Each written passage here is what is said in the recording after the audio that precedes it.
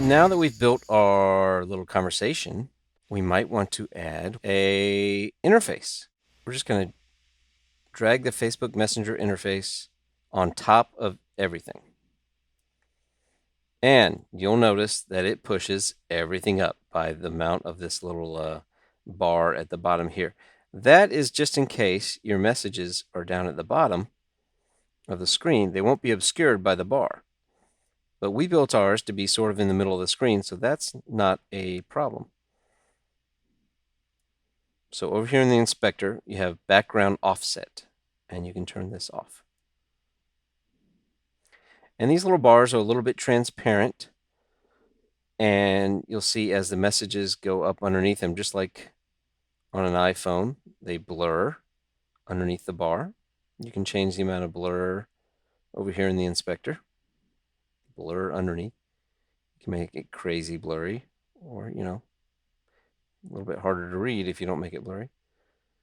The icons on the Facebook Messenger one, since in real life, Facebook Messenger, you can change the color of the icons. So we could give them that same color pink. And we've already changed them. You can change the opacity of these bars. You can make them solid, where you don't see the background underneath, or you can make them a little more transparent. All the way to where you're only seeing the blur. Let's leave them a bit transparent. That's nice. You can change all this data up here, the carrier, the time, even the battery level has a little slider, so you can change it. You're going to want to also change the percentage there. That looks closer to like, what, 90 now? And you have a profile pic here. Let's go ahead and do profile pic for, let's go ahead and put her same profile in, pic photo in there.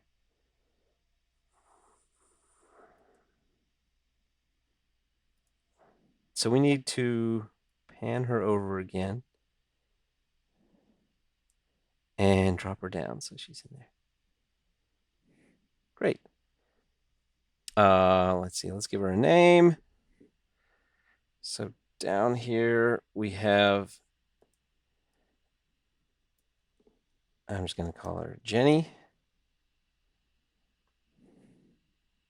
And a neat trick we've got here, we do have a template for Facebook, and we've got a template for iMessage, but since they're so similar, we went ahead and made it where you can just flip between them.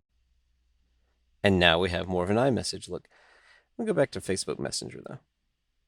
So let's see how our conversation looks.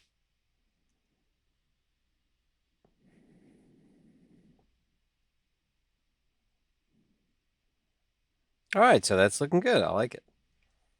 If you didn't have a video clip underneath, it does have a built-in background color. So if I turn off this video clip, you'll see the background. By default, it's white. So I could go in here and change it to green or, blue or whatever I want it to be.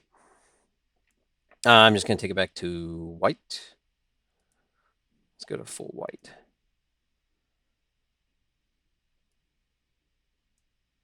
And so now you've got more, it's actually like an actual screenshot of a phone or, a computer screen, iMessage or whatever.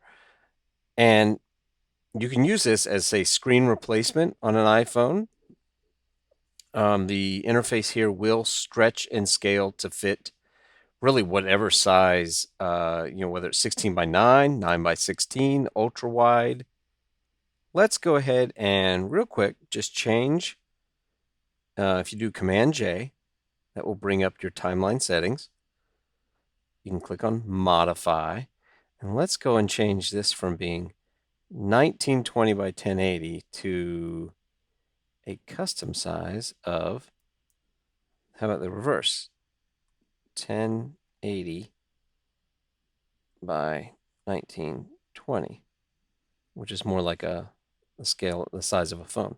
Now, it's not going to change the position of the messages, but it's going to change the scale of the background interface. Ideally, you would have already been working in this size and would have positioned your messages accordingly. And then when you decide to come in and add your interface, it would scale perfectly to your screen. So you can see everything, looks like a regular phone now. All right, so let's flip it back. Command J to bring up the sequence settings. And I'll put it back to 1080.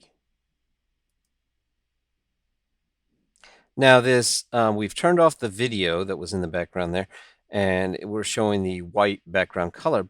So a neat trick, if you wanted to, is to turn this video layer back on, give the video layer itself a little bit of opacity, and it will reveal that white background color. And so now you can get kind of a stylized little message where you're seeing the video in the background, but it is like you're looking at a screen. All right, so let's just take a look at this. All right, well, that's about it. Don't forget to like and subscribe and keep an eye out for new tutorials. Go ahead and click the little bell there so you're notified whenever I come out with something new. Not just products, but I'm coming out with tutorials for Final Cut Pro and Motion. So I'll leave you with that, and thanks for watching. Have a great day.